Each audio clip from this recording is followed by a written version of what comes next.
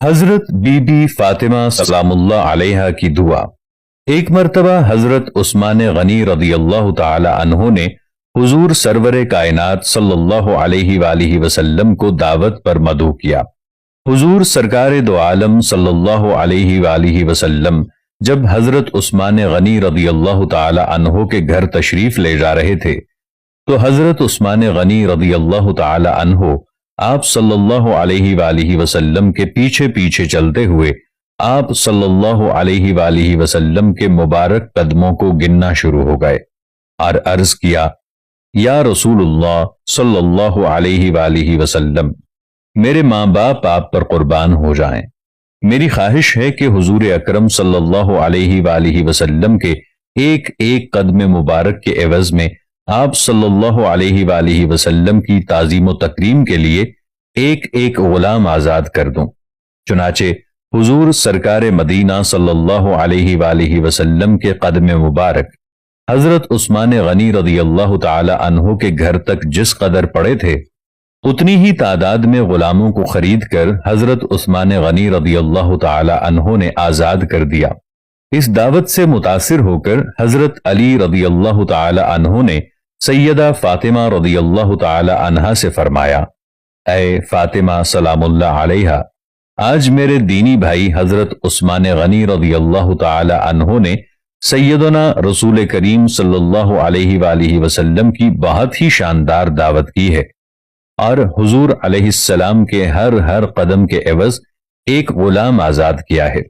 میری بھی آرزو ہے کہ کاش ہم بھی حضور سرکار دو عالم صلی اللہ علیہ وآلہ وسلم کی اسی طرح شاندار دعوت کر سکتے۔ سیدہ فاطمہ زہرا رضی اللہ تعالی عنہا نے حضرت علی رضی اللہ تعالی عنہ کی اس خواہش سے متاثر ہو کر کہا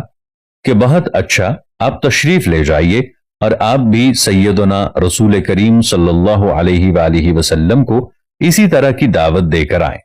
انشاءاللہ ہمارے گھر میں بھی اسی طرح کا انتظام ہو جائے گا۔ یہ بات سن کر حضرت علی رضی اللہ تعالی عنہ فخر دو عالم صلی اللہ علیہ وآلہ وسلم کی خدمت اقدس میں حاضر ہوئے اور دعوت دی۔ چنانچہ حضور سرور کونین و مکان علیہ الصلاۃ والسلام اپنے صحابہ کرام رضی اللہ تعالی عنہم کی ایک کثیر جماعت کے ہمراہ اپنی پیاری بیٹی کے بیت اطہر میں تشریف فرما ہوئے۔ سیدہ فاطمہ زہرا رضی اللہ تعالی عنہا خلوت میں اللہ تعالی کی بارگاہ اقدس میں کھڑی ہو گئیں اور دعا مانگی، اے اللہ، تیری بندی فاطمہ نے تیرے محبوب علیہ الصلاۃ والسلام اور محبوب علیہ السلام کے اصحاب رضی اللہ تعالی عنہم کی دعوت کی ہے، تیری بندی کا صرف تجھ پر ہی بھروسہ ہے۔ اے میرے پاک پروردگار، آج تو میری لاج رکھ لے اور اس دعوت کے کھانوں کا انتظام عالم الغیب سے فرما دے۔ سیدہ فاطمہ زہرا رضی اللہ تعالی عنہا نے یہ دعا مانگنے کے بعد ہانڈیوں کو چولہوں پر چڑھا دیا۔ پروردگار عالم کے فضل و کرم کی بدولت تمام ہانڈیاں لذیذ قسم کے کھانوں سے بھر گئیں۔ سیدہ فاطمہ زہرا رضی اللہ تعالی عنہا نے ان ہانڈیوں میں سے کھانا نکالنا شروع کیا اور حضور سرکار دو عالم صلی اللہ علیہ وآلہ وسلم اپنے صحابہ کرام رضی اللہ تعالی عنہم کے ساتھ بیٹھ کر کھانا کھانے لگے۔ کھانے سے فارغ ہو گئے مگر قدرت الہی سے ہانڈی میں موجود کھانا ذرا سا بھی کم نہ ہوا۔ صحابہ کرام رضی اللہ تعالی عنہم ان کھانوں کو دیکھ کر ان کی لذت اور خوشبو سے بہت حیرت زدہ دیکھ کر فرمایا کہ کیا تم لوگ جانتے ہو کہ یہ کھانا کہاں سے آیا ہے؟ صحابہ کرام رضی اللہ تعالی عنہم نے عرض کیا کہ نہیں یا رسول اللہ صلی اللہ علیہ وآلہ وسلم، ہم نہیں جانتے کہ یہ کھانا کہاں سے آیا ہے۔ رسول اللہ صلی اللہ علیہ وآلہ وسلم نے ارشاد فرمایا، یہ کھانا ہم لوگوں کے لیے اللہ تعالیٰ نے جنت سے بھیجا ہے۔ سبحان اللہ۔ اسی اثنا میں سیدہ فاطمہ زہرا رضی اللہ تعالی عنہا گوشہ تنہائی میں جا کر بارگاہ الہی میں سجدہ ریز ہو گئیں اور یہ دعا مانگی کہ اے اللہ، حضرت عثمان غنی رضی اللہ تعالی عنہ نے تیرے محبوب علیہ الصلاۃ والسلام کے ایک ایک قدم مبارک کے بدلے میں ایک ایک غلام آزاد کیا ہے، مگر تیری بندی فاطمہ رضی اللہ تعالی عنہا اس قدر استطاعت نہیں رکھتی، اس لیے پروردگار عالم، جہاں تو نے میری خاطر جنت سے کھانا بھیج کر میری لاج رکھ لی، وہاں تو میری خاطر اپنے محبوب کے ان قدموں کے برابر جتنے قدم مبارک چل کر میرے گھر تشریف لائے، اپنے محبوب علیہ الصلاۃ والسلام کی امت کے گنہگار بندوں کو دوزخ سے رہائی عطا فرما۔ سیدہ فاطمہ زہرا رضی اللہ تعالی عنہا جیسے ہی اس دعا سے فارغ ہوئیں تو عین اسی وقت حضرت جبرائیل امین علیہ السلام حضور سرور کائنات صلی اللہ علیہ وآلہ وسلم کی خدمت اقدس میں بشارت لے کر حاضر ہوئے۔ یا رسول اللہ صلی اللہ علیہ وآلہ وسلم،